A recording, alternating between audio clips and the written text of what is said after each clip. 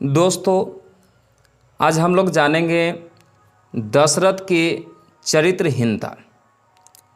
पेरियार साहब अपने किताब में लिखते हैं, मूर्खतापूर्ण उद्देश्यों एवं प्रयत्नों द्वारा राम को अयोध्या की राजगद्दी देने संबंधी दशरथ की योजनाओं एवं प्रबंधों पर यदि हम विचार करें तो उसकी निजता प्रकट हो जाती है।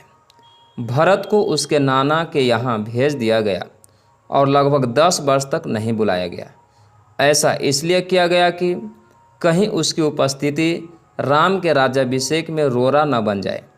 इसलिए राम को गद्दी पर बैठाने का प्रबंध बहुत ही जल्दीबाजी में किया गया।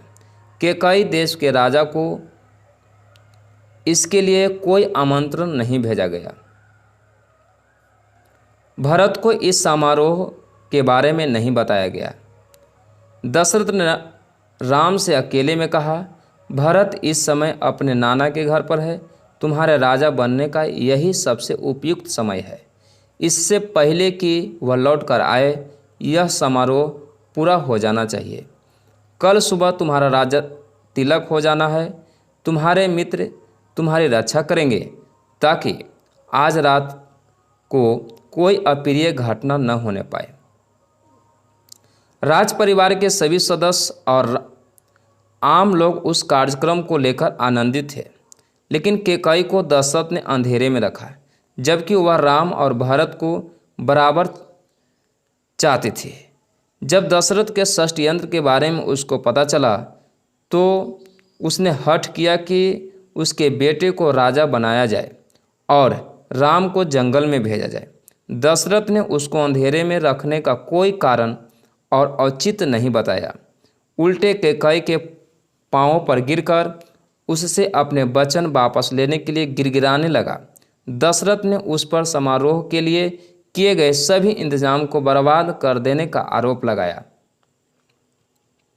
दशरथ ने राम से गुप्त रूप से बताया कि उसकी इच्छा उसको वनवास देने की नहीं थी, बल्कि उसको सिर्फ कैकेयी को दिए गए वादे के प्रति सच्चा दिखाना था। फिर दशरथ ने राम को उकसाया कि वह उसकी आज्ञाओं को न मानकर गद्दी पर अधिकार कर सकता है। वह चाहता था कि राज्य का सभी खजाना, सेना व वेश्याएं आदि राम के साथ बन जाए। कैकेयी के साथ विवाह करते समय दशरथ ने कैकेयी को वचन दिया था कि उससे उत्पन्न पुत्र ही अयोध्या का उत्तराधिकारी होगा।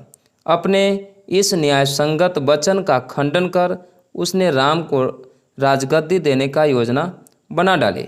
ईमानदार व्यक्ति राम यह जानते हुए भी कि अयोध्या पर राज करने का अधिकारी भरत है, गद्दी पर बैठने के लिए तैयार हो गया।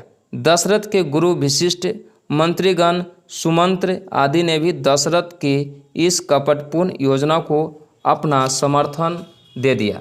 राम को वनवास जाना होगा। अपने पिता की इस घोषणा पर लक्ष्मण ने गुस्से में कहा कि वह अपने पिता की हत्या कर देगा। कौशल्या ने भी अपने पुत्र राम से कहा कि वह अपने पिता के आदेश को न माने और अयोध्या में ही रहे।